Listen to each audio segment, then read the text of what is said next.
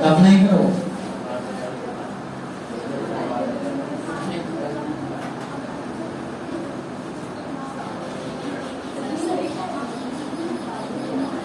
पता दो चर वाले रैखिक समीकरण को समान रूप क्या होता है?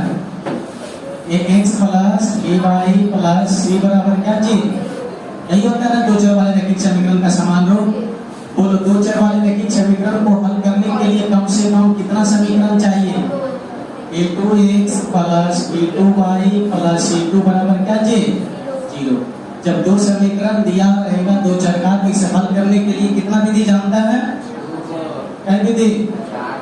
पहला बोलो विलोपन, इसके बाद बताओ प्रेरण की प्रतिस्थापन, किसका बोलो? वर्ग गुणन, इसके बाद बोलो ग्राफीय या आलेखीय, यही होता है ना। तो बोलो विलोपन भी बता दिए, प्रतिस्थापन भी, वर्ग गुणन भी, ग्राफीय भी। अभी हम वर्ग गुणन सीखेंगे है ना, लेकिन इसका फॉर्मूला कैसे आता है वो भी बता दिए थे। चलो तो आज हम जो पढ़ेंगे वो कौन विधि रहेगा? वर्ग गुणन। दो चर वाले रैखिक समीकरण में यही चारों विधि सीखना है, वर्ग गुणन विधि। तो बता वर्ग गुणन विधि की जो फॉर्मूला बताए थे तुम लोग को याद है? याद है? उसे कैसे याद किया जाता है बोलो तो? सबसे पहले क्या लिखते हैं? बी सी ए बी, फिर एक बार बी सी ए बी, एक एक एक एक, टू टू टू टू, काम खत्म। पहले बता नीचे से ऊपर नीचे से ऊपर जाते कि ऊपर से नीचे आते? ऊपर से नीचे। इसके ऊपर कुछ नहीं तो हम क्या लिख देते हैं? यहाँ क्या चीज? एक। अब देखो इसका फॉर्मूला तैयार हो जाएगा। फॉर्मूला क्या होगा? ऊपर में एक से ट्रेक्स लिख दिए, ऊपर से कहाँ आएंगे? नीचे। तो क्या होगा बोलो तो? B1 C2 माइनस नीचे से कहाँ जाएंगे? B2 C1, फिर ऊपर क्या लिखेंगे? ऊपर लिखाएगा y, नीचे से ऊपर से नीचे C1 A2 minus C2 A1, फिर बोलो बराबर में क्या लिखाएगा ऊपर? 1, फिर बोलो A1 B2, फिर बोलो A2 B1, यही ना? इतना तो हम कल बता दिए थे और याद भी करवाए थे कि नहीं?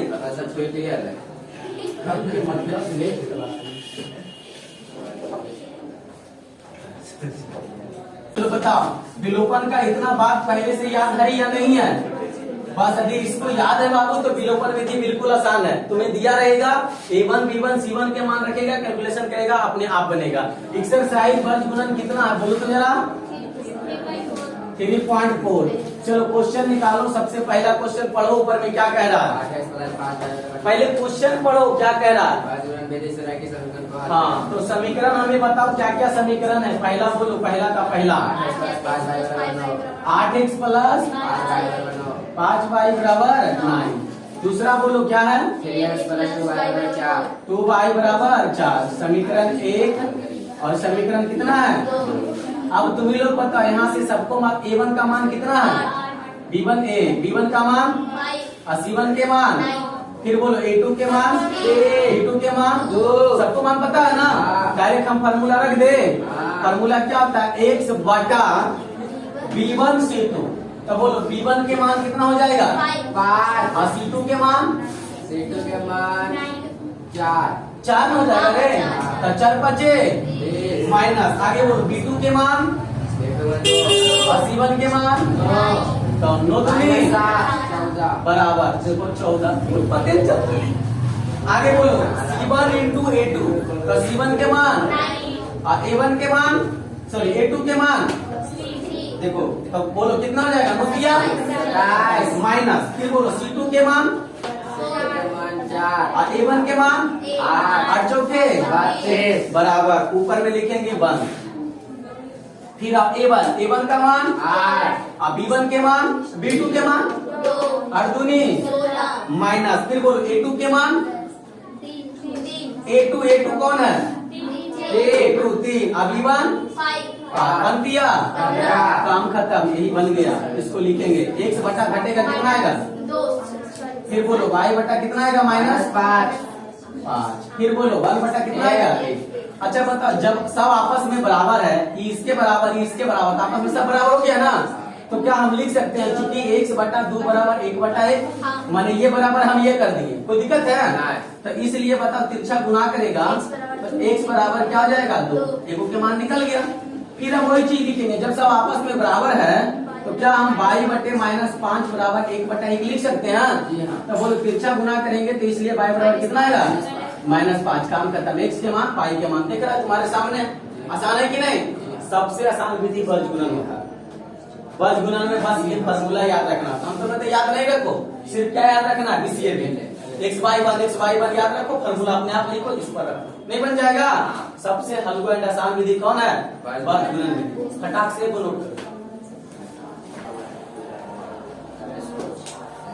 लिखा दिया होगा ये, मिटा दो इसको। चलो, तो अब मेरे पास एक्सरसाइज 3.4 का पहले बुक दे दो और क्वेश्चन देखते हैं कौन कौन बढ़िया है, कौन कौन बनेगा तुम लोग से। लो किताब लो, तो पहला में चलो देखो जरा, पहला में कोई प्रश्न बताना है तो बोलो हमको। ये सब जो अटा बटा है ना, एलसीएम लेकर के सब इसको इस तरह से बना देना, नहीं हो जाएगा। पहले समान रूप लाना, अपने आप पता चलेगा A1 B1 C1 के मान। आगे आओ, देखो ये सब जो कैलकुलेशन तुम देख रहा है, दूसरा में ax प्लस by बराबर a minus b, bx minus ay, a plus b है ना, तुम्हें लग रहा होगा कि ये b क्या है, कुछ नहीं, a1 का मान लेना, b1 के मान लेना, c1 का। कैलकुलेशन अपने आप तुम करेगा और फर्स्ट वाला को लास्ट से, फिर सेकंड वाला को लास्ट, अपने आप x y का मान निकलेगा। आ रहा समझ में? अब इधर तुम लोग को डायरेक्ट हम 4 में कोई एक प्रश्न नहीं तो 5 में कोई एक प्रश्न बता देते हैं। कौन बता दे बोलो, 4 में या 5 में, कोई वो पूछ लो। क्या बोला? 3 ही बता दे। अब देखो तुम लोग खुद को कैलकुलेशन करना नहीं चाहता है तो कोई बात नहीं, देखो सब चीज तो तुम्हें बोलता है, ओनली कैलकुलेशन है बाबा। ये हम तुम लोग को एक और हल्का प्रश्न बताते हैं, जो 4 का 5वां 6ठा बता देते हैं। लास्ट प्रश्न 4 का 6ठा देखो, x प्लस y बराबर 2 और 2x प्लस 2y बराबर 6। समीकरण 1 समीकरण 2 बन जाएगा, पता है, लेकिन हम इसलिए बता रहे हैं कि एक और बता देंगे दिमाग खुल जाएगा अच्छा से। फार्मूला होता है बटा x बटा y, है ना। लिखना कैसे होता है ध्यान से देखो, b1 c2, तो b1 c2 कितना गुना हो जाएगा 6 गुने 1, अरे 6 पूरा घर की गलबातें ये कर लेना है। 6 माइनस, फिर बोलो b2 c1, तो b2 c1 दुदुना 4, फिर आगे क्या है c1 a2, तो c1 a2 4, आगे आओ c2 a1, तो बोलो c2 a1 6, फिर आ जाओ a1 b2 a1 b2 2, फिर आ जाओ a2 b1 a2 b1। आगे समझ में? अब बोलो x बटा -2 y बटा, सॉरी कैसे नहीं रहा, डायरेक्ट बोलो 2 होगा। ये कितना आएगा -2, अरे कितना आएगा खत्म 1 बटा 0। अब बताओ तो जरा ये क्या हो गया, x बटे 2 बराबर y बटे -2 बराबर 1 बटा क्या हो जाएगा, यानी 1 बटा 0 का वैल्यू क्या हो जाएगा इंफिनाइट। अब बोलो तो जरा, इसलिए x बटा 2 बराबर इंफिनाइट, इतना बराबर इतना चाहिए, तो इंफिनाइट में कोई भी संख्या गुना करेंगे तो उसका भी मान क्या होगा इंफिनाइट। अरे अनंत में कुछ से जोड़ दो, गुना दो, भागा दो, क्या होगा इंफिनाइट। फिर उसी तरह से लिखेंगे पुनः y बटे -2 बराबर इंफिनाइट, तो इसलिए y बराबर माइनस इंफिनाइट, यानी इसका मान निकालना संभव नहीं है। तो किसका मान नहीं निकालता है बोलो तो, अनेक हल होने पर, अद्वितीय हल होने पर, और बोलो संपाती संगत प्रतिच्छेदी सब पढ़ाए थे, भूल गया? बताओ तो a1 बटा a2 बराबर b1 बटा b2 बराबर c1 बटा c2 क्या होता है, और क्या होता है संपाती। ठीक है, आगे बोलो a1 बटा a2 बराबर b1 बटा b2 not equal to c1 बटा c2 क्या होता है, कोई हल नहीं निकले। ऐसे समझ में नोट कर लो, इसलिए प्रश्न को बताया जल्दी से।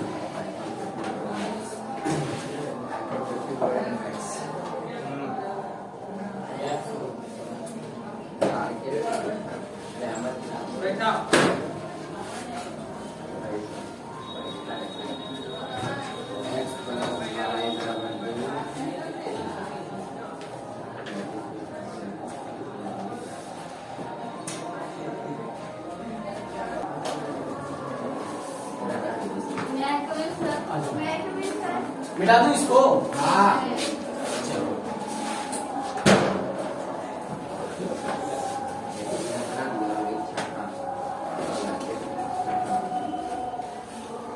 अब जरा लैंग्वेज वाला प्रश्न है, पढ़ो लैंग्वेज वाला प्रश्न क्या कह रहा है, पढ़ो।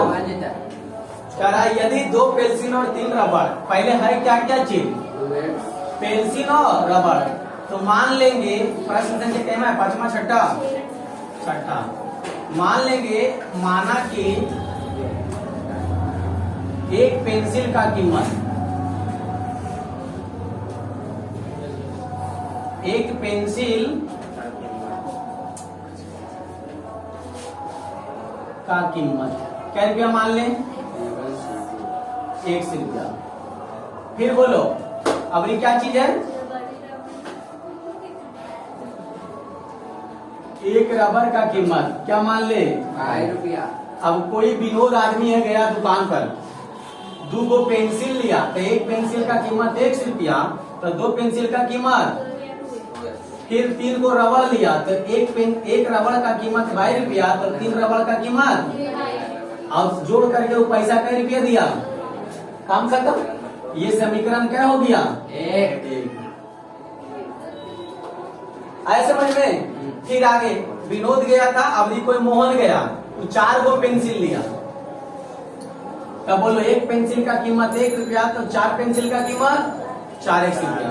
और ये रबड़ के लिया जी 6 गो, तो 1 गो के 22, तो 6 गो के 6, जोड़ करके 1 रुपया दिया, 18 रुपया। समीकरण नंबर 2। आगे समझ में? अब बोलो ये समीकरण को हम कितना विधि से हल कर सकते हैं, 4, विलोपन, प्रतिस्थापन, ग्राफीय और क्या चीज पर, लेकिन हम पढ़ रहे हैं क्या चीज, तो हम बनाएंगे किस तरह से, क्या नहीं बनेगा, फार्मूला x y 1 क्या होता है लिखा जाएगा नीचे, तो हमें तो बताना नहीं है। नेक्स्ट पढ़ो लैंग्वेज वाला 7वां, 2 रेलगाड़ियों द्वारा तय किए गए मार्ग का समीकरण जितना इतना है प्रकट किया गया, तो मार्ग का एक दूसरे काटेंगे, x y का मान निकल जाएगा, x y का मान जो, जैसे x का मान लिया जा आ गया 2 और y के मान आ गया 4, तो करेक्ट काटेगा, तो यानी कि 2,4 पर काटेगा, नियामक लिखने आता है ना, काम खत्म। 7वां भी बन जाएगा। 8वां पढ़ो, 2 आदमियों का आमदनी का अनुपात कितना है, आमदनी मैंने समझ में आता है, आमदनी मैंने समझ में आता है जी, आय कमाता है जो, इतना अनुपात में, और उनके खर्च का इतना अनुपात में, प्रत्येक में प्रति माह इतना रुपया बचाता है, तो उनका मासिक आय ज्ञात करें। समझेगा बोर्ड पर इस प्रश्न को।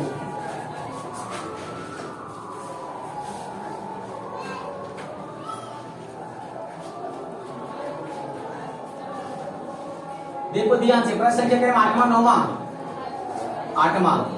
देखो आय का अनुपात दिया हुआ है, तो आय का अनुपात कितना कितना है बोलो तो, 9:7। 9:7। और खर्च का अनुपात कितना है बोलो तो, 4:3। 4:3 है ना। और कह रहा उनके प्रत्येक माह का बचत 2000 है। अब बात की बात है, मान लिया जाए, इधर समझो, मान लिया जाए उसका 1 महीने का आय 100 रुपया है, तो 9 महीने का आय 9x। उसी तरह से कोई दूसरा व्यक्ति, ये व्यक्ति ये है, व्यक्ति कौन है, बी। अगर 1 महीने का 100 रुपया है, तो 9 महीने का 9x। उसी तरह से 1 महीने का 100 रुपया है, तो बी का 9 महीने का 7x हो जाएगा ना। उसी तरह से खर्चा, मान लिया जाए 1 महीना का खर्चा 22 रुपया है, तो 4 महीना का खर्चा 4 22। उसी तरह से 1 महीना का खर्चा 22 रुपया है, तो 3 महीना का खर्चा 22। अब जरा बताओ तो तुम आय जितना कमाता है, अब उतना में जितना खर्च कर देता थी घटा लेता है, तो क्या बचता है। जैसे तुम 20 रुपया कमाया, 10 रुपया 8 रुपया खर्चा कर दिया, तो 20 में 8 घटाएगा तो कितना बचेगा, 12 तुम्हारे पास बचा कि खर्चा हुआ, बचा नहीं। तो बचत कैसे निकलता है बताओ तो जरा, बचत कैसे निकलता है, घटा के निकलता है रे, घटा के बचत। तो बोलो 9x माइनस कितना लिखेंगे, 4y। अरे इसका बचत होगा, किसका होगा, ए का होगा बचत। उसी तरह से इधर निकालेंगे 7x माइनस 3y, किसका बचत होगा, किसका बचत होगा, बी का। अरे समझ में? तो बताओ, तुम्हें दे दिया है, चूंकि 9x माइनस 4y बराबर यानी बचत है, अब बचत दिया है, प्रत्येक कितना बचाता है, तो 2000 ई भी बचाता है 2000 और ई भी बचाता है 2000। आ रहा है समझ में? आई समीकरण कितना हो गया? 2। बस हमें तो यही तक तो आना था, आगे तो सोल्व वसूल हो जाएगा खुद ब खुद। आया समझ में? फिर से हम अनुपातिक राशि मान लिए x और खर्चा का अनुपातिक राशि मान लिए y। आय में खर्च घटाए क्या हुआ? बचत। आय में खर्च बचत और कह रहा है प्रत्येक कितना बचाता है? 2000। तो देखो ये भी उसका बचत है, तो ये भी बचत, ये भी बचत, ये भी बचत। बाकी हमारा फार्मूला है कि नहीं बचगुणन का? क्या है फार्मूला? x y 1 बटा में लिखा जाएगा। तो बोलो 8 तक क्लियर कर लेगा? हाँ। चलो तुम इतना ही आगे देते हैं, मिलते हैं। पूरा लिखा तो इतना लिख लो, मिलते हैं अगला सीजन।